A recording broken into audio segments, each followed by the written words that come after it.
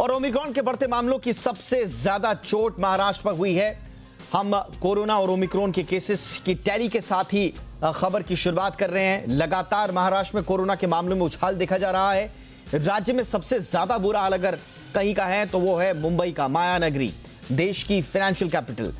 मुंबई में बीते दिन कोरोना के 8000 से भी ज्यादा मामले सामने आए हैं। यहां का डबलिंग रेट भी अब 138 दिन पर पहुंच गया है, जो कुछ दिन पहले 500 से ज्यादा था 30 दिसंबर के आसपास।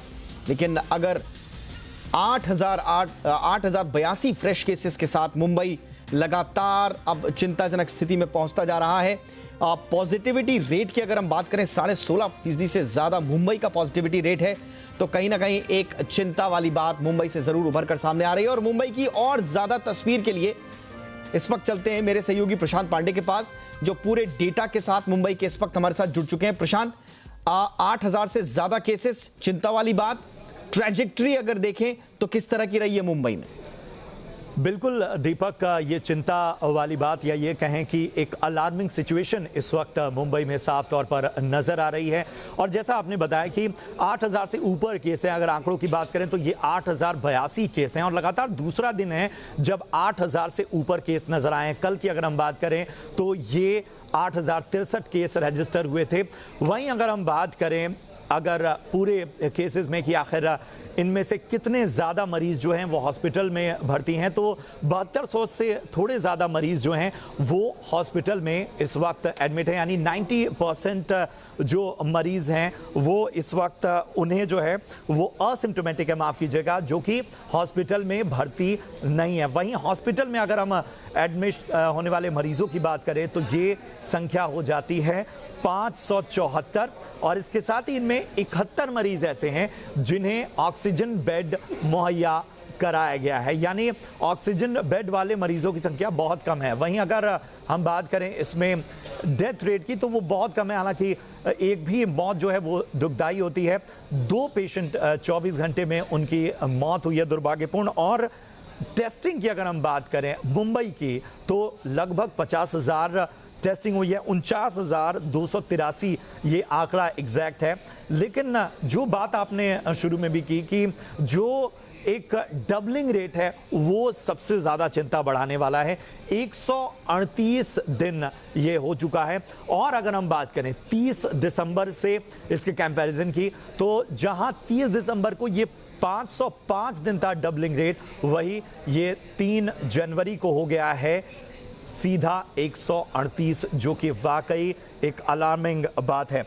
वहीं अगर हम बात करें बाकी आंकड़ों की 30 दिसंबर की तो यही जो केसेस है जो आज हम 8000 से ऊपर देख रहे हैं, ये 3600 से थोड़ा ज़्यादा केसेस थे। वहाँ पर उस वक्त 371 मरीज हॉस्पिटल जो ऐसे थे जो एसिम्टोमेटिक जो कि हॉस्पिटल में थे। वहीं अगर हम बात करें 3 जनवरी की तो यही मरीज जो हैं वो 571 इनकी संख्या हो जाती है।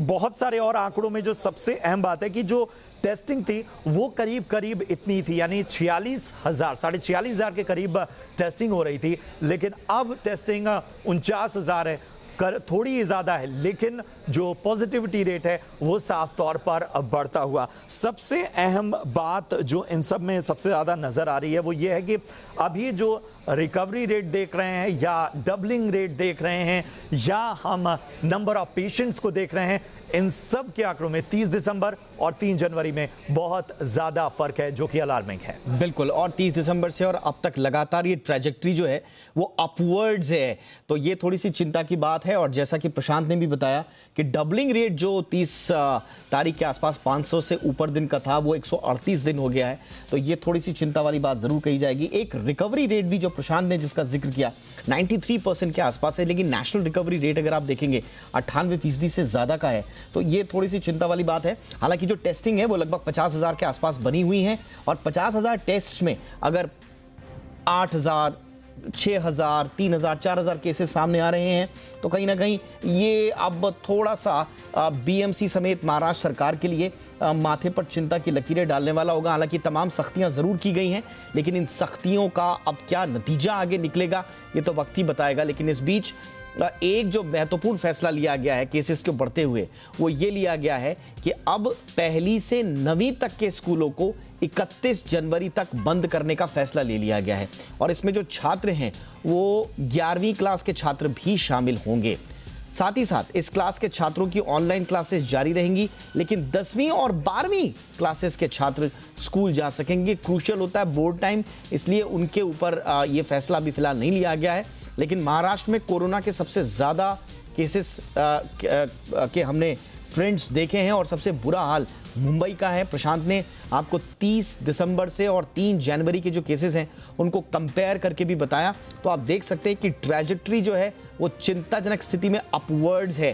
अब आगे ये किस तरह से कंट्रोल होगी, काबू होगी, ये तो बीएमसी और सरकार को ही तय करना है।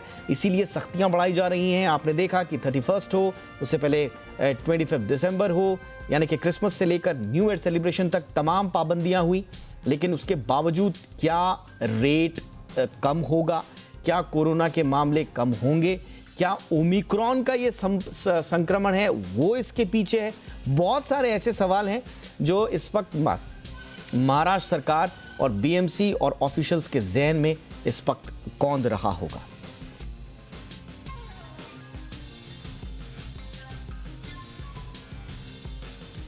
चलिए आगे बढ़ते हैं, कुछ और खबरों का रुख कर लेते हैं। पूरे ओवरऑल अगर देश की अगर हम बात करें तो ओमिक्रॉन के मामले 1700 के करीब पहुंच चुके हैं। केंद्रीय स्वास्थ्य मंत्रालय के आंकड़ों के मुताबिक अब तक देश के 23 राज्यों और केंद्र शासित प्रदेश में जो प्रदेश हैं जो पूरे, उनमें ओमिक्रॉन के केस अब लगभग 23 राज्यों और केंद्र शासित प्रदेशों में सामने आ चुके हैं। इस बीच राहत की बात यह है कि ओमिक्रॉन के 1700 केसेस में 639 मरीज ठीक भी हुए हैं। महाराष्ट्र में ओमिक्रॉन के सबसे ज्यादा 510 केसेस हैं, दिल्ली में 351 है, गुजरात में 136 है, तमिलनाडु में 117 है, केरल में 109 मामले दर्ज किए गए हैं।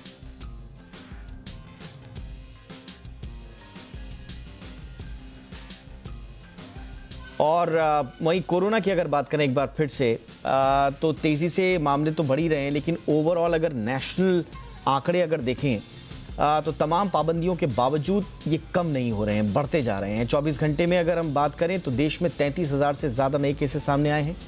एक दिन पहले आए नए मामलों में लगभग 22.5% ज़्यादा हैं पिछले 24 घंटों से। इस जो आखिरी 24 घंटे में जो केसेस आए हैं वो लगभग 22.5% ज़्यादा है।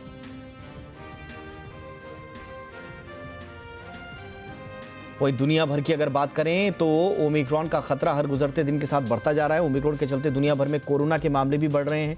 हालांकि बीते 24 घंटे के भीतर यूरोप में कोरोना के मामलों में शनिवार के मुकाबले बड़ी गिरावट भी देखने को मिली है।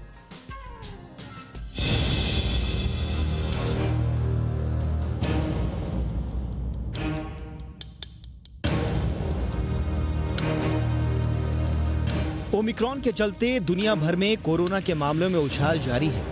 बीते दिन दुनिया भर में 8,28,000 नए कोरोना केस मिले, जबकि 3,088 लोगों की मौत हुई। हालांकि अच्छी बात यह रही कि शनिवार के मुकाबले रविवार को कोरोना के मामले थोड़े कम हुए हैं। यूरोप में शनिवार को जहां 7,39,000 मामले सामने आए थे, वहीं रविवार को 3,68,000 केस मिले। अमेरिका की बात करें तो यहाँ पर बीते दिन 1,85,000 से ज्यादा कोरोना केस मिले। उससे पहले यानी शनिवार को यहाँ पर 2,39,000 केस मिले थे। पिछले 24 घंटे में ब्रिटेन में 1,37,000, इटली में 61,000, फ्रांस में 58,000, कनाडा में 35,000 नए कोरोना के केस दर्ज किए गए हैं। कोरोना के मामलों में हल्की गिरावट भले ही नजर आ रही हो, लेकिन हालात अभी भी बेहतर पूरी तरह से नहीं कहे जा सकते। ओमिक्रॉन के चलते पाबंदियों का दौर जारी है और इसका सबसे ज्यादा असर एयरलाइंस इंडस्ट्री पर पड़ा है। सिर्फ रविवार को ही दुनिया भर में 4,000 उड़ानें रद्द कर दी गई थी। इनमें से आधे से ज्यादा उड़ानें अमेरिका की थी। वहीं 11,000 से ज्यादा उड़ानों में देरी हुई। ओमिक्रॉन के बढ़ते मामलों को देखते हुए इजराइल के प्रधानमंत्री नेफ्ताली बेनेट ने देशवासियों को चेतावनी दी है। नेफ्ताली ने कहा है कि देश में कोविड संक्रमण का तूफान आ रहा है और उन्होंने देश के सभी 60 से ज्यादा उम्र वालों को और चिकित्सा कर्मियों को खुद को बचाने और जल्द से जल्द दूसरा बूस्टर शॉट लेने को कहा है। वहीं अरब देशों में भी कोरोना के मामलों में बढ़ोतरी नजर आ रही है। सऊदी अरब में अगस्त के बाद पहली बार 1,000 से ज्यादा केसेस सामने आए हैं। यूएई में यह आंकड़ा 2,500 के करीब पहुंचा है। अरब देशों में तमाम सख्ती के बावजूद कोरोना के मामले तेजी से बढ़ने लगे हैं। फ्रांस में कोरोना के बढ़ते मामलों को देखते हुए सख्तियां बढ़ाने पर विचार चल रहा है। यहाँ की सरकार अब वैक्सीन न लगवाने वालों पर जुर्माना लगाने पर विचार कर रही है। पूरी दुनिया में ओमिक्रॉन से बचने के लिए वैक्सीनेशन पर जोर दिया जा रहा है। कई देशों ने बूस्टर डोज लगाना शुरू कर दिया है, क्योंकि अभी ओमिक्रॉन से बचने का एक ही तरीका है, वो है वैक्सीनेशन। तो अगर आपने भी वैक्सीनेशन नहीं किया है तो वैक्सीन जरूर लगाएं, सावधानी बरतें ताकि सुरक्षित रहें। ब्यूरो रिपोर्ट, जी मीडिया। कोरोना के खिलाफ जंग को तेज करने के लिए आज से बच्चों का वैक्सीनेशन भी शुरू हो गया है। देश में 15 से 18 साल के बच्चों का वैक्सीनेशन किया जाना है। इसके लिए पूरे देश भर में खास इंतजाम किए गए हैं। बच्चों के वैक्सीनेशन के लिए खास सेंटर्स भी बनाए गए हैं, कई जगहों पर तैयार किए गए हैं। गाइडलाइंस के मुताबिक इन बच्चों को कोवैक्सीन दी जाएगी और वैक्सीनेशन के लिए देश के कुल 10 करोड़ बच्चे, ये जो डेटा है ये सामने आया है कि इसके लिए एलिजिबल हैं। लेकिन इसके बावजूद अभी तक रजिस्ट्रेशन सिर्फ लगभग 40 लाख से कुछ ज़्यादा बच्चों ने किया है। मतलब अभी भी रजिस्ट्रेशन की रफ्तार उस तरह से नहीं बढ़ी है जिस तरह से बढ़नी चाहिए थी। क्या कोई झिझक है इसके पीछे? हम बच्चों को वैक्सीन देने के लिए गंभीर नहीं हैं, गंभीरता से नहीं ले रहे हैं, माँ बाप गंभीरता से नहीं ले रहे हैं, या फिर एजेंसीज गंभीरता से नहीं ले रही हैं? बच्चों के वैक्सीनेशन को लेकर बहुत सारे सवाल भी होंगे लोगों के मन में। सबसे पहले देख लेते हैं कि आज बच्चों के वैक्सीनेशन की शुरुआत कैसे हुई, फिर आपके जहन में जो भी सवाल हैं उनका जवाब हम देने की कोशिश करेंगे। और सबसे पहले आपको ग्राउंड रिपोर्ट दिखाते हैं दिल्ली से। दिल्ली में एक वैक्सीनेशन सेंटर की ग्राउंड स्थिति का जायजा लिया हमारे संवाददाता अम्बरीश पांडे ने। 15 से 18 साल के बच्चों के लिए वैक्सीनेशन की प्रक्रिया शुरू हो गई है और आज हम खड़े हैं दिल्ली में एक वैक्सीनेशन सेंटर पे, जो कि बच्चों के लिए विशेष तौर पे डिज़ाइन किया गया है। यहाँ पे आप देख सकते हैं रजिस्ट्रेशन का वेब डेस्क है जो बच्चों ने ऑनलाइन किया है। अगर उन ऑनलाइन नहीं कर पा रहे हैं तो उनके लिए ऑफलाइन भी रजिस्ट्रेशन की सुविधा है। इसके अलावा रजिस्ट्रेशन के बाद वो आते हैं वैक्सीन के लिए। वैक्सीन के लिए आप देख सकते हैं एक बच्चे को यहाँ पर वैक्सीन लगाई जा रही है। एक्साइटेड ही हूँ, मतलब मैं नए काम कर पाऊँगा थोड़ा, मतलब श्योरिटी के साथ, मतलब कि वैक्सीन लगी है तो कोरोना से थोड़ा सेफ रह पाऊँगा। वेटिंग लाउंज में भी तमाम लोग हैं जो कि वैक्सीनेशन के बाद 30 मिनट जो प्रोटोकॉल है उसके तहत यहाँ पे वेट कर रहे हैं, ताकि किसी भी तरह की इमरजेंसी सिचुएशन अगर अराइज़ होती है तो उसको वो डील कर सकें या डॉक्टर्स से बात कर सकें। मैम, आपने अभी पेरेंट के नाते बच्चे को इंजेक्शन के लिए यहाँ पे लेके आए हैं, क्यों ये जगह चुनी आपने, कैसा लग रहा है आपको? I think it was near to me and secondly I believe it's safe. मतलब पहले भी यहाँ आ चुके हैं हम लोग, तो एक्सपीरियंस वॉज गुड। आपने इंजेक्शन लगवाया है? कोई परेशानी, कोई दिक्कत, कोई डर लग रहा है अब? No pain at कोई डर all. लग रहा था? I was a little bit scared, but not so much. तो कुल मिला के ये देख सकते हैं हम, दिल्ली सरकार और तमाम जो प्राइवेट एजेंसियां हैं जिन्होंने इस तरह की सुविधाएं शुरू की हैं, वो काफ़ी ज़्यादा मुस्तैदी से, काफ़ी ज़्यादा प्रिकॉशन के साथ ये सुविधा दे रही हैं। मुंबई में भी बच्चों के वैक्सीनेशन का अभियान शुरू हो चुका है। बीएमसी ने 9 जंबो कोविड सेंटर्स पर वैक्सीनेशन की सुविधा रखी हुई है। मुंबई के गोरेगांव स्थित नेस्को सेंटर का जायजा लिया हमारे सहयोगी सुबोध मिश्रा ने। ओमिक्रॉन के बढ़ते खतरे को देख करके भारत सरकार ने 15 से 18 साल के टीन एजर्स जो बच्चे हैं उनको भी वैक्सीनेशन के लिए रजिस्ट्रेशन कराने के बाद वैक्सीनेशन का कार्यक्रम शुरू कर दिया है। 1 जनवरी को जो रजिस्ट्रेशन कराया जा रहा था उसमें मुंबई में करीब अभी तक 7 लाख बच्चों ने जो है रजिस्ट्रेशन कराया हुआ है। उसके बाद अब आज 3 जनवरी को यानी कि सोमवार को अब बच्चे जो है अपना वैक्सीनेशन लेने आए हुए हैं। इस समय मैं मौजूद हूँ मुंबई के गोरेगांव नेस्को सेंटर में। यहाँ पर जंबो कोविड सेंटर है जहाँ पर वैक्सीनेशन की सुविधा कराई गई है। आप मेरे साथ देख सकते हैं कि ये प्रॉपर एक लाइन जो है वो लगाई गई है और ये जो लाइन है ये सिर्फ बच्चों की है और यहाँ पर बच्चों के साथ साथ पीछे की तरफ जो है उनके पेरेंट्स भी मौजूद हैं, क्योंकि बच्चे हैं वो अकेले नहीं आ सकते हैं, इसलिए पेरेंट्स भी साथ में आए हैं। यहाँ पर इस तरह की पूरी व्यवस्था कराई गई है। इसके अलावा मेरे बाईं तरफ वो बच्चे बैठाए गए हैं जो बच्चों का वैक्सीनेशन हो चुका है। उनको यहाँ तकरीबन आधा घंटे के लिए बैठाया जाएगा। उसके बाद अगर कोई दिक्कत होती है तो यहाँ पे डॉक्टर्स मौजूद हैं, वो डॉक्टर्स उनको देखेंगे, नहीं तो उनको घर जाने के लिए इजाज़त दे दी जाएगी। पेन तो बिल्कुल नहीं होता है, बहुत इजीली सब चीज़ हो गया, एक पता भी नहीं चला, 2 मिनट में सब हो गया एंड इजी था। थोड़ा डर लगा पर जैसे ही वैक्सीन लगा कुछ फील नहीं हुआ। वेटिंग तो ज़्यादा है लेकिन वैक्सीनेशन में इतना दर्द नहीं है। जहाँ तक प्रशासन की बात है, बहुत ही संतुलित तरीके से कराया जा रहा है और ज़्यादा से ज़्यादा लोग अपना रजिस्ट्रेशन कराएं और वैक्सीन लगाएं और इस खतरे से बचें, यही सबकी सोच भी है और सब लोग इसी की पहल कर रहे हैं। कैमरामैन सागर पाटिल के साथ सुबोध मिश्रा, जी मीडिया, मुंबई। ग्राउंड रिपोर्ट्स तो हमने देख ली, लेकिन बच्चों के मन में क्या चल रहा है, वैक्सीनेशन के वक्त उनके दिमाग में क्या चल रहा था, वो क्या कह रहे हैं, ये भी सुन लीजिए। So I feel it's a very good initiative by the government, and secondly the best target audience is the kids right directly in their schools, so the most comfortable place to be always is your school for anything. Excitement ठीक है, हाँ हमें लग जाएगी, क्योंकि जब बड़ों को लग रही थी तो हमें भी ऐसा होता, हमें भी लगनी चाहिए। बस यही कहना चाहूँगी कि अगर वैक्सीनेशन लग जाएगी तो सेफ रहेंगे सारे बच्चे। बहुत खुशी हुई कि अब एग्ज़ाम तक वैक्सीनेटेड रहेंगे और सुरक्षित रहेंगे। वैक्सीन लगाने से ये है कि सिर्फ वैक्सीन लगानी ज़रूरी नहीं है, अपनी खुद की सेफ्टी भी होनी चाहिए। और इस वक्त हमारे साथ चर्चा के लिए दिल्ली कोविड-19 कमेटी के मेंबर डॉक्टर समीर भाटी जुड़ चुके हैं। डॉक्टर भाटी, आपने सुना होगा बच्चे बड़े मैच्योर आंसर्स दे रहे हैं। ऑब्वियसली 15 से 18 साल के जो बच्चों का तबका होता है, उम्र बड़ी मैच्योर उम्र कही जा सकती है, बड़ी समझदारी वाली बातें करते हैं, लेकिन एक्साइटेड एक तरफ बच्चे हैं, दूसरी तरफ आंकड़े इस एक्साइटमेंट को रिफ्लेक्ट कर नहीं रहे हैं सर। 8 करोड़ से 10 करोड़ के बीच में एलिजिबल है। आपका रजिस्ट्रेशन हुआ लगभग 40 लाख के आसपास ही, और उसमें से भी सेंटर्स पर कितने पहुंचे हैं ये हम फिलहाल जानते नहीं, लेकिन कम पहुंचे हैं।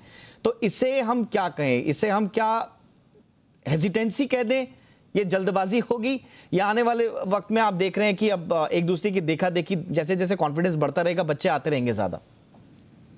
जी देखिए, आज जो हमारा वैक्सीनेशन सेंटर है बच्चों के लिए स्पेसिफिकली डेडिकेटेडली, मैं सुबह से था उसमें 7 बजे से, और बच्चों में वैसे एक्साइटमेंट पूरी तरह से देखा गया। जो हम बात कर रहे थे अडल्ट, जब वैक्सीनेशन ड्राइव शुरू हुआ था तो उनके अंदर काफी हेजिटेंसी देखी गई थी, पर बच्चों में भी और अभिभावकों में भी उस तरह से उतनी हेजिटेंसी नहीं देखी गई। ओवरऑल वैसे गुड रिस्पॉन्स रहा है।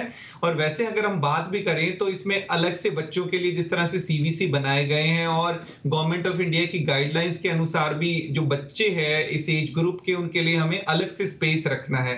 तो काफी अच्छे बड़े सीवीसीज भी बने हैं उनके लिए, कोविड वैक्सीनेशन सेंटर डिफरेंट।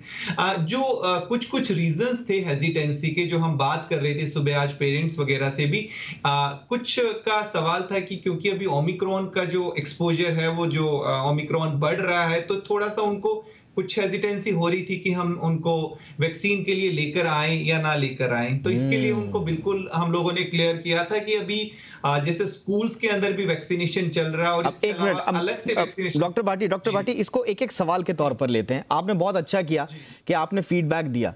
अब जो फीडबैक डॉक्टर भाटी को मिला है, मुझे लगता है ये बड़ा जेन्युइन सवाल भी होगा एक एक पेरेंट्स का, कि ओमिक्रॉन का दौर चल रहा है, संक्रमण बढ़ रहा है, ऐसे में वैक्सीनेशन सेंटर तक अगर आपका बच्चा वैक्सीन के लिए एलिजिबल है, लाएं या ना लाएं, ये पहला सवाल, इसका जवाब दे रहे हैं doctor Bhati. Please continue sir. बिल्कुल बिल्कुल, देखिए जिस तरह से इस तरह के सवाल आ रहे थे तो उनमें हम पेरेंट्स को यही काउंसिल कर रहे थे कि ऑलरेडी जैसे सरकार के निर्देश आए हैं कि बच्चों के लिए हम अलग से एरिया डिफाइन करें जहां पे उनको वैक्सीनेट किया जाएगा। जो अडल्ट वैक्सीनेशन सेंटर है वहां पर बच्चों को वैक्सीन नहीं लग रहा है। दूसरा, कोविन ऐप में जब हम रजिस्टर्ड करते हैं तो हम अपने अकॉर्डिंग स्लॉट्स देते हैं कि इतने स्लॉट्स हम दे रहे हैं, इतनी हम वैक्सीन लगा पाएंगे, तो वो अपॉइंटमेंट के साथ होता है। तो वो भी एक चीज है। और दूसरा मैं आपको बताऊं तो बहुत सारे गवर्नमेंट जो ऑर्गेनाइजेशन है वहां पर स्कूल्स में जो है बच्चों को वैक्सीन लगाई जा रही है। तो किसी तरह से आपको कोई हॉस्पिटल या हेल्थ केयर इंस्टीट्यूशन में नहीं जाना, आप एक सेफ जगह में जाएंगे तो आप इसको लगा सकते हैं, क्योंकि अब अभी राइट टाइम है वैक्सीन लगवाने का। सेकंड जो क्वेश्चन, जी दूसरा सवाल क्या है सर, बताइए प्लीज। जी, इसके अलावा जो सबसे ज्यादा पेरेंट्स के मन में सवाल था वो इसकी एफिकेसी को और सेफ्टी को लेकर था कि क्या ये वैक्सीन सेफ है या इसकी एफिकेसी कुछ रहेगी। तो इसके लिए जो हम लोगों का जवाब था उनको, पेरेंट्स को, सभी को, क्योंकि कोवैक्सीन लग रही है और कोवैक्सीन का हम काफी अच्छा रिस्पांस देख चुके हैं बड़ों में भी, और इसकी जो सेफ्टी है, जो फेज 2 और फेज 3 ट्रायल हुआ था उसके अंदर ये काफी अच्छा इसका रिस्पांस मिला था। और इसकी जो एफिकेसी की बात करूं, इसमें जो एंटीबॉडीज बड़ों के भी मुकाबले अच्छी न्यूट्रलाइजिंग एंटीबॉडीज बनी थी। तो इस चीज से को लेके काफी पेरेंट्स कन्विंस्ड है। और वैसे भी मैं बात करूं तो जो डीसीजीआई ने इसको काफी ज्यादा पड़ताल के बाद अप्रूवल दिया था, जैसा हम देख भी रहे थे कि सब्जेक्ट एक्सपर्ट कमेटी ने रिकमेंड कर दिया था, पर डीसीजीआई ने काफी समय लिया है। तो निश्चित तौर पे ये बिल्कुल सेफ है और एफिकेशियस भी है। एफिकेसी सही है, यानी कि असरदार है। आप निश्चिंत रहें, जो पेरेंट्स हैं वो बिल्कुल इसकी एफिकेसी यानी कि इसे असर को लेकर निश्चिंत रहें।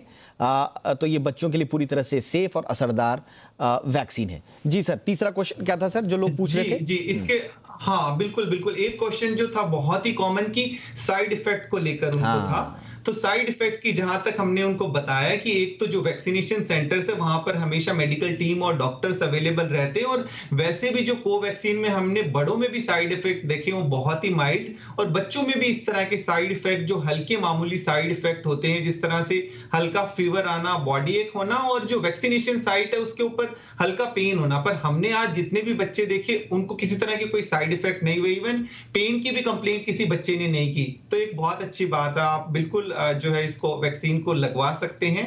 हाँ, इसके अलावा एक और जो पेरेंट्स के मन में सवाल था कि क्या हम थोड़े टाइम और इंतजार कर लें कि अभी लगा लें, शायद और वैक्सीन के कुछ हमारे पास ऑप्शंस उपलब्ध हो जाएं।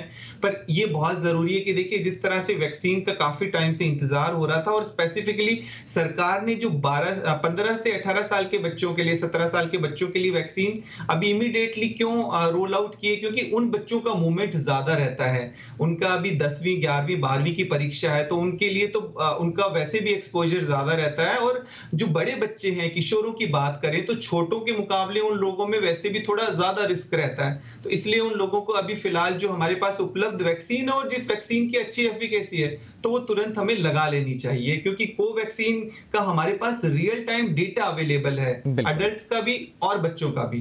तो वेट ना करें, ये बिल्कुल एप्ट समय है, लगवा लें। जब आप सेंटर्स पर जाएंगे पूरी तरह से सुरक्षित हैं, असरदार है, साइड इफेक्ट्स नेग्लिजिबल हैं। बच्चों में अब इसकी शुरुआत हो चुकी है, तो ऐसे कोई साइड इफेक्ट के कोई मेजर जो है आज कोई खबर नहीं आई, तो कह सकते हैं कि पूरी तरह से सेफ है। एक सवाल और है सर जो हर पेरेंट सब जानना चाहता है, और जिन लोगों ने वैक्सीन लगाई है, जिन बच्चों ने, उनका भी ये सवाल है, जो लगवाने जा रहे हैं वो भी। अब क्या बहुत सारी चीज़ें खाने ना खाने, पीने ना पीने के लिए बड़ों के लिए बड़ी अफवाहें भी चली, और कुछ तो डॉक्टर्स ने कहा भी आराम करने की सलाह। आप बच्चों के लिए कोई ऐसे कोई गाइडलाइंस हैं क्या खाना है, क्या पीना है, इसके बाद ये नहीं वो नहीं, आराम ज़्यादा करना है, खेलने कूदने बाहर नहीं जाना, चुपचाप घर बैठना है, या नॉर्मल अपनी लाइफ जी सकते हैं, और जी सकते हैं तो कितना, या अगर आराम भी करना है, थोड़ा सा सतर्क भी रहना है तो कितना, 24 घंटा 48 घंटा, इस बारे में थोड़ा बताएं सर, वैक्सीन लेने के बाद क्या?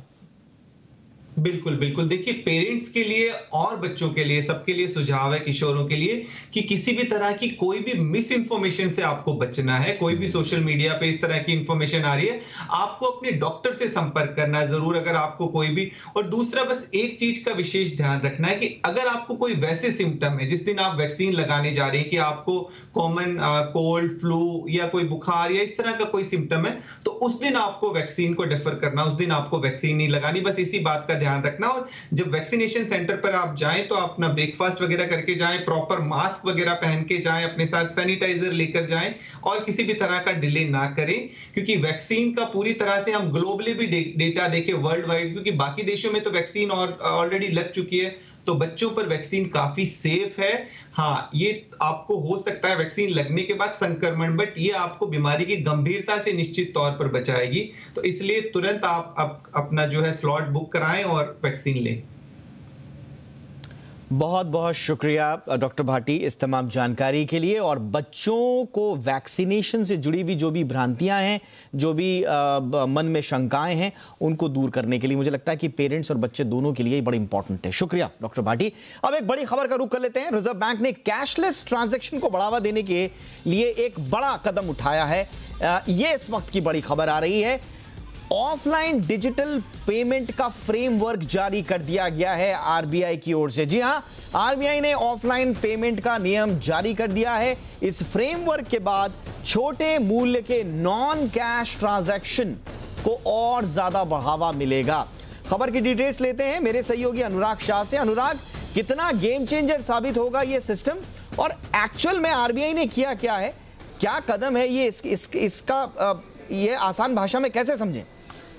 देखिए, काफ़ी बड़ा कदम उठाया है, काफ़ी बड़ा एक्शन जो है वो आरबीआई की तरह बताया गया है। डिजिटल पेमेंट में जो ऑफलाइन मोड के जरिए डिजिटल पेमेंट होते हैं उसका जो है फ्रेमवर्क जारी किया है आरबीआई के द्वारा, और 200 रुपये तक के जो ट्रांजैक्शन है जो ऑफलाइन मोड से किए जा सके उसकी जो गाइडलाइंस है, उसका फ्रेमवर्क है, वो पूरा आरबीआई के द्वारा बताया गया है। यानी जो बिना इंटरनेट के, यानी अगर आपके फ़ोन में इंटरनेट नहीं है, आप बिना इंटरनेट के यूपीआई ट्रांजेक्शन करना चाहते हैं तो 200 रुपये तक का जो ट्रांजेक्शन है वो किया जा सकेगा आपके कार्ड के द्वारा, आपके वॉलेट के द्वारा, आपके मोबाइल के द्वारा।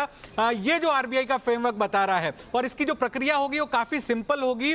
एक बार आपको ऑनलाइन मोड के जरिए आपके फोन के अंदर या जो भी आपका इंस्ट्रूमेंट है वहां पर 2000 रुपए तक आप लोड कर सकते हैं, और उसके बाद वो जो 2000 रुपए हैं वो छोटे छोटे वैल्यू के ट्रांजेक्शन है, 10 रुपए, 20 रुपए, 50 रुपए, 100 रुपए, 200 रुपए तक के ट्रांजेक्शन है। ऑफलाइन तरीके से बिना इंटरनेट के जरिए आप तमाम तरह जगह पर भुगतान कर सकते हैं। तो इससे जो डिजिटल पेनिट्रेशन को काफी बढ़ावा मिलेगा। जो छोटे वैल्यू के ट्रांजैक्शन हैं वो काफी डीपली इंटीग्रेट होंगे, और जो बैंकों के ऊपर और मर्चेंट्स के ऊपर जो भार आता था सेटल करने का वो नहीं होगा, क्योंकि ऑफलाइन मोड पे ही एक जो डिजिटल आपका वॉलेट होगा वहां पर ट्रांजैक्शन ऑटोमेटिक सेटल हो जाएंगे।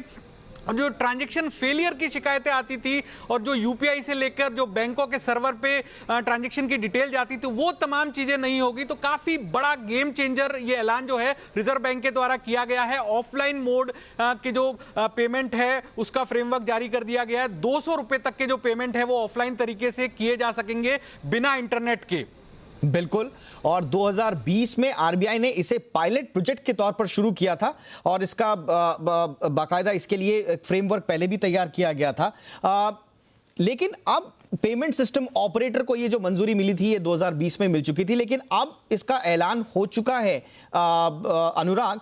तो अब 200 रुपए से ऊपर के ट्रांजैक्शंस भी क्या अब आगे हम उम्मीद करें कि इसके दायरे में आएंगे, और वहां तक के लिए अभी क्या तैयारी है, या भी वो एक उसमें टाइम लगेगा? देखिए, अभी तक जो है इसका पायलट किया गया था, और जो पायलट था वो सितंबर 2020 से लेकर जून 2021 तक सैंडबॉक्स नियमों के तहत पायलट प्रोजेक्ट किया गया था। और वहां पर जो पायलट प्रोजेक्ट था उसको काफी जबरदस्त सफलता मिली, और उस सफलता को देखते ही अब इसको पैन स्तर पर लागू करने का निर्णय लिया गया है, जिसकी गाइडलाइन जो है, फ्रेमवर्क जो है वो आरबीआई के द्वारा जारी किया गया। तो इसको आपको समझना होगा कि किस तरह से छोटे छोटे ट्रांजेक्शन है 20 रुपए के, 25 रुपए के, 50 रुपए के, जो बिना किसी ऑथेंटिकेशन के, यानी अभी अगर हम ट्रांजैक्शन करते हैं तो वहां पर आपको एक एडिशनल फैक्टर ऑथेंटिकेशन देना होता है, लेकिन ये ऑफलाइन मोड के जो ट्रांजैक्शन होंगे यहां पर रिजर्व बैंक ने साफ किया है कि किसी भी तरह का एडिशनल फैक्टर ऑथेंटिकेशन नहीं होगा। यानी टच एंड पे करके आप पेमेंट कर सकते हैं,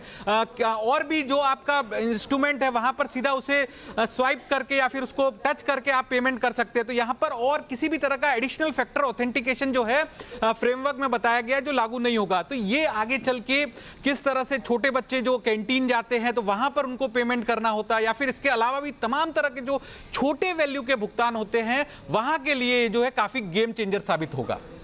यानी कि ये आरबीआई का बड़ा फैसला देश में रुपयों के लेन देन के लिए ज़्यादातर, क्योंकि ऑनलाइन ट्रांजैक्शंस ही होते हैं, लेकिन कई बार इंटरनेट की सुविधा नहीं होती, कई बार तकनीकी खामी के चलते जो है वो पेमेंट करने में दिक्कत आ जाती है। ऐसे में रिजर्व बैंक ऑफ इंडिया ने जो शुरुआत, जैसा कि अनुराग ने बताया कि पायलट प्रोजेक्ट के तहत पेमेंट सिस्टम ऑपरेटर जो कि 2020 में शुरुआत किया गया था, इस पायलट प्रोजेक्ट की सफलता के बाद अब इसे पैन इंडिया लागू कर दिया गया है, और इंटरनेट के बिना यानी कि ऑफलाइन भी अब आप पेमेंट कर सकते हैं। इसकी जो लिमिट है वो 200 रुपए है, यानी कि इसके जरिए एक बार में 200 रुपए तक का आप ऑफलाइन पेमेंट जारी कर सकते हैं। तो छोटे ट्रांजैक्शंस और कई बार बड़े जरूरी हो जाते हैं, ये कई बार आदमी फंस जाता है, छोटे ट्रांजैक्शन करने के लिए भी उसके पास सुविधा नहीं होती है, बिना इंटरनेट के फंस से जाते हैं लोग।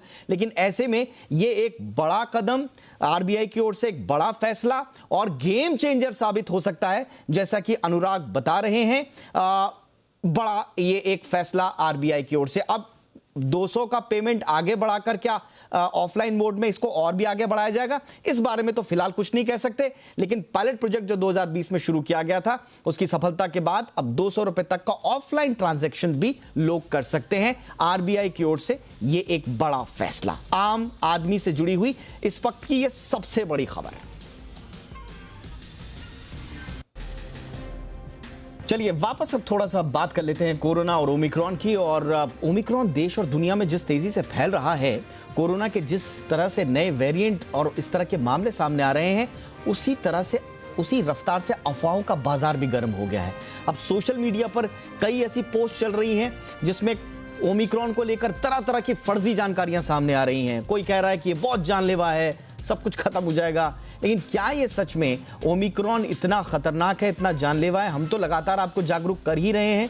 सोशल मीडिया पर ओमिक्रॉन को लेकर घूम रही इन पोस्टों का 360 डिग्री विश्लेषण भी करेंगे और फैक्ट आपके सामने रखने की कोशिश करेंगे इस रिपोर्ट के जरिए।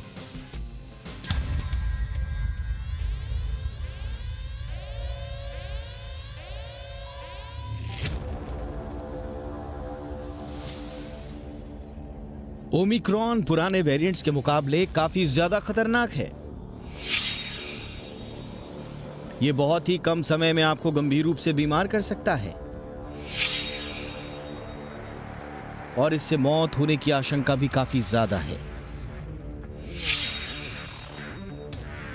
अगर आप भी सोशल मीडिया का इस्तेमाल करते हैं तो शायद यह मैसेज आपकी नजरों से भी गुजरा होगा। इन मैसेजेस में यह दावा किया जा रहा है कि ओमिक्रॉन न सिर्फ ज्यादा संक्रामक है बल्कि ज्यादा जानलेवा भी है। इस वायरल मैसेज को दक्षिण अफ्रीका के डॉक्टर्स के ग्रुप द्वारा जारी की गई चेतावनी के तौर पर पेश किया जा रहा है, लेकिन यह सच नहीं है। सोशल मीडिया पर वायरल हो रहे इस तरह के मैसेजेस फर्जी हैं। सोशल मीडिया पोस्ट में कहा जा रहा है कि ओमिक्रॉन मौजूदा वेरिएंट के मुकाबले ज्यादा घातक है। हालांकि विशेषज्ञों का कहना है कि ओमिक्रॉन तेजी से फैलता जरूर है, लेकिन यह मौजूदा वेरिएंट की तरह गंभीर बीमार नहीं करता। WHO के मुताबिक ओमिक्रॉन के जोखिम का आकलन करने के लिए अभी अध्ययन जारी है। वहीं दक्षिण अफ्रीका में हुई एक स्टडी में सामने आया है कि ओमिक्रॉन वेरिएंट डेल्टा के मुकाबले काफी हल्का है। दक्षिण अफ्रीका में हुई स्टडी के मुताबिक ओमिक्रॉन से संक्रमित 31% मरीजों में सांस से जुड़ी दिक्कतों के लक्षण देखे गए हैं, जबकि डेल्टा संक्रमितों में इसका खतरा 91% तक देखा गया।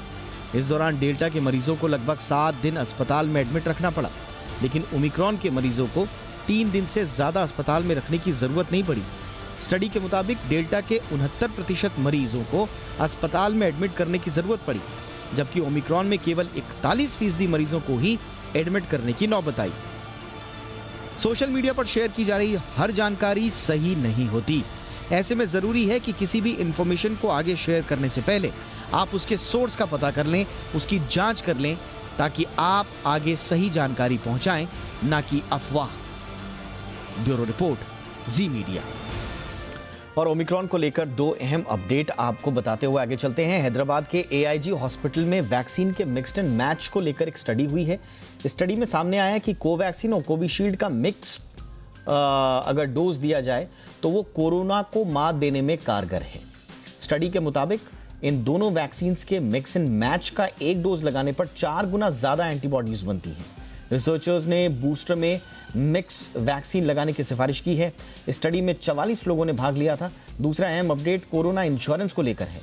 इंश्योरेंस रेगुलेटर एडा ने साफ किया है कि जिन हेल्थ इंश्योरेंस पॉलिसी में कोरोना इलाज कवर है, उन पॉलिसीज के तहत ओमिक्रॉन का इलाज भी कवर होगा। बहुत सारे सवाल ये भी आ रहे थे कि कहीं इसमें कोई अलग से कोई आदेश लाने की आवश्यकता तो नहीं है। ओमिक्रॉन क्योंकि उसमें शायद शब्द ना जुड़ा हुआ हो पॉलिसी में, तो क्या वो उसमें कवर होगा? तो अब एडा ने साफ कर दिया है कि खुदा ना खास्ता कोई अगर ओमिक्रॉन से संक्रमित पाया जाता है, उसको इलाज की ज़रूरत आन पड़ती है।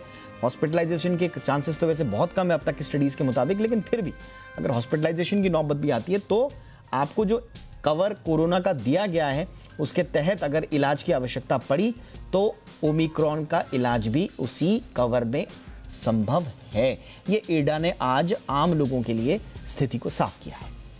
और अब बात कर लेते हैं नौकरियों की। आपने देखा ही है कि पिछले 2 साल से कोरोना महामारी किस तरह से लोगों का सिरदर्द बनी हुई है, और इस महामारी ने न सिर्फ लोगों की लाइफस्टाइल को बदला, बल्कि लाखों लोगों की नौकरियां भी चली गई। लेकिन नौकरी पेशा लोगों के लिए नया साल यानी कि 2022 उम्मीद लेकर आया है। कम से कम recruitment firm Michael Page India की रिपोर्ट के तो यही कहती है। इसके मुताबिक साल 2021 के मुकाबले साल 2022 में 30 से 40% नए लोगों को हर सेक्टर में रोजगार मिलने की उम्मीद है। आईटी और टेक्नोलॉजी में तो 60% कंपनियां अगले 3 महीने के भीतर यानी कि मार्च तक नई भर्तियां करने जा रही हैं। इसके अलावा hospitality, banking, finance, insurance, real estate क्षेत्र में भी बम्पर भर्तियां होने की भी उम्मीद है। आइए देखते हैं ये रिपोर्ट।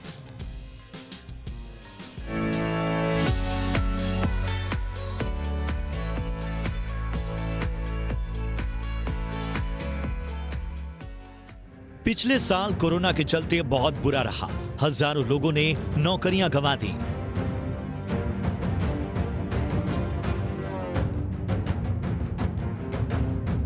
आज भी बेरोजगार नौकरियों की तलाश में जुटे हुए हैं। नौकरी तलाश रहे लोगों के लिए नया साल खुशखबरी लेकर आया है। Recruitment firm Michael Page India के मुताबिक साल 2021 के मुकाबले साल 2022 में 30 से 40% नए लोगों को रोजगार मिलेगा। टेलीकॉम, कम्युनिकेशन, मीडिया, मैन्युफैक्चरिंग के साथ ही रेस्टोरेंट और होटल जैसे क्षेत्रों में बम्पर भर्तियां होने की उम्मीद है। इसके साथ ही बड़े पदों पर 20 से 25% नई भर्तियां होने की उम्मीद जताई जा रही है, जबकि मिड लेवल मैनेजमेंट में 30 से 40% नई हायरिंग होने की उम्मीद है। एक और एचआर मैन पावर ग्रुप के हालिया रिपोर्ट के मुताबिक सबसे ज्यादा मौके आईटी और टेक्नोलॉजी के क्षेत्र में मिलेंगे। करीब 60% कंपनियों ने कहा है कि वो अगले 3 महीने में भर्तियां भी शुरू करेंगी। रेस्टोरेंट और होटल्स में भी बम्पर भर्तियां होने की उम्मीद है। इसके साथ ही बैंकिंग, फिनांस, इंश्योरेंस और रियल एस्टेट क्षेत्र की 52 से 56% कंपनियां नई भर्तियां करेंगी। मैन्युफैक्चरिंग, शिक्षा और हेल्थ केयर सेक्टर में भी बम्पर भर्तियां होने की उम्मीद जताई जा रही है, जबकि थोक और रिटेल क्षेत्र की भी 42% कंपनियों में रोजगार के नए मौके मिलने की उम्मीद है। चौंकाने वाली बात यह है कि पिछले साल हम इंडियंस दुनिया भर में नौकरी ढूंढते नजर आए। एक रिपोर्ट के मुताबिक 14% ब्रिटेन में, 3% कतर में, 3% सिंगापुर नौकरी करने के लिए तैयार दिखे। इन सभी लोगों के लिए 2022 अच्छा साल साबित होने वाला है। नौकरी ही नहीं, इंक्रीमेंट के लिहाज से भी नया साल अच्छा होगा। औसतन 10% सैलरी बढ़ने की उम्मीद है, जो पिछले 5 सालों की तुलना में काफी ज्यादा है। जॉब बदलने पर 25 से 30% तक ज्यादा का ऑफर मिलने की उम्मीद है। अच्छी खबरों के बीच चुनौतियां कायम हैं। कोरोना के नए वेरिएंट ओमिक्रॉन के मामले अगर बढ़ते हैं तो इसका बुरा असर मैन्युफैक्चरिंग, रिटेल इंफ्रास्ट्रक्चर से लेकर हॉस्पिटैलिटी और टूर एंड ट्रेवल्स जैसी कई कंपनियों पर पड़ेगा। ब्यूरो रिपोर्ट, जी मीडिया।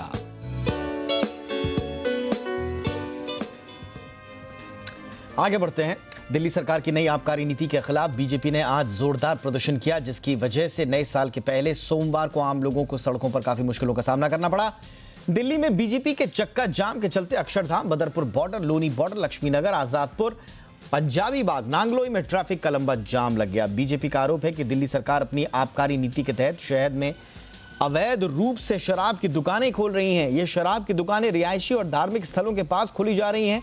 वहीं दिल्ली के डिप्टी सीएम मनीष सिसोदिया ने बीजेपी पर पलटवार किया। भारतीय जनता पार्टी लगातार शराब नीति के खिलाफ हम विरोध कर रहे हैं और आज पूरी दिल्ली में चक्का जाम है। पूरी दिल्ली में आज दिल्ली की जनता भी हमारे साथ है और किसी भी कीमत पर हमारा ये आंदोलन जब तक जारी रहेगा, जब तक ये शराब की नई नीति केजरीवाल सरकार वापस नहीं ले लेती है। इससे जब नई नीति अरविंद केजरीवाल जी ने बनाई तो उससे 3,500 करोड़ रुपया जो चोरी हो रहा था वो चोरी रुक गई।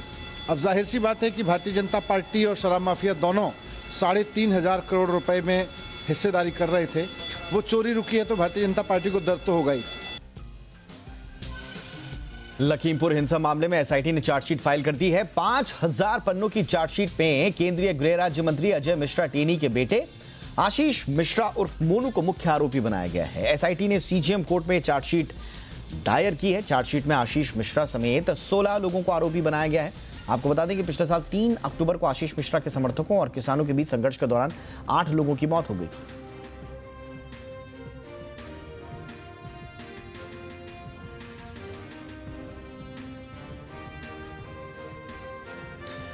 चलिए आगे बढ़ते हैं और अब बात कर लेते हैं बाजार की। बाजार ने आज नए साल का तूफानी तेजी के साथ स्वागत किया।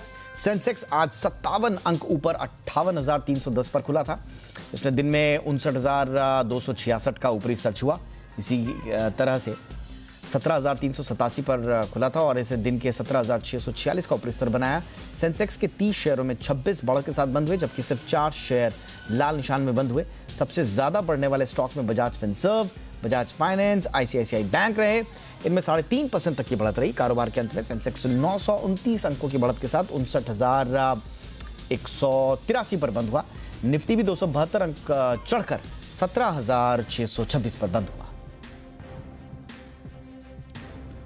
सेबी ने गोल्ड स्पॉट एक्सचेंज के वॉल्ट मैनेजर्स के नियमों को तय कर दिया है। सितंबर के महीने में एक्सचेंज को हरी झंडी मिली थी।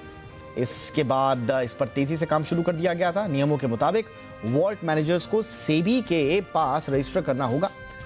उसके साथ साथ ईजीआर जारी करने, डिपॉजिट, स्टोरेज, गोल्ड को सुरक्षित तौर पर रखने की पूरी जिम्मेदारी वॉल्ट मैनेजर्स की होगी। उसकी निकासी की भी जिम्मेदारी वॉल्ट मैनेजर्स के पास होगी। वॉल्ट मैनेजर्स के लिए 50 करोड़ की नेटवर्थ होना जरूरी है और आखिर में कम से कम 5 सालों तक का रिकॉर्ड रखना अनिवार्य है।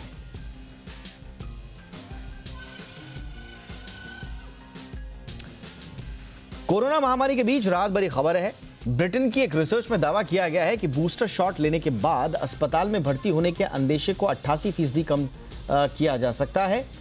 यह research UK health security agency की द्वारा की गई है। रिपोर्ट के मुताबिक वैक्सीन की 2 डोज 6 महीने बाद सिर्फ 52% ही कारगर रह जाती है। वहीं तीसरी डोज लेने के बाद ये संख्या 88% तक बढ़ जाती है। इस रिसर्च में दोनों वेरिएंट्स और वैक्सीन की स्थिति और अस्पताल में भर्ती होने के जोखिम के बीच के संबंध की जांच की गई। इसके बाद इस रिपोर्ट को तैयार किया गया है। दुनिया भर में बहुत से लोग अपने शरीर में कलर टैटू बनवाना पसंद करते हैं, लेकिन इस टैटू पर यूरोपीय संघ के तहत आने वाले देशों में बैन लगा दिया गया है। इसके साथ ही टैटू बनाने के लिए इस्तेमाल होने वाले 4000 केमिकल्स पर भी प्रतिबंध लगा दिया गया है। इसके पीछे की वजह बताई जा रही है, इसमें कैंसर या आनुवांशिक म्यूटेशन का खतरा बना होता है। इस फैसले के बाद टैटू आर्टिस्ट काफी परेशान है। आर्टिस्ट का कहना है कि इस फैसले से उनके रोजगार पर संकट पैदा हो जाएगा।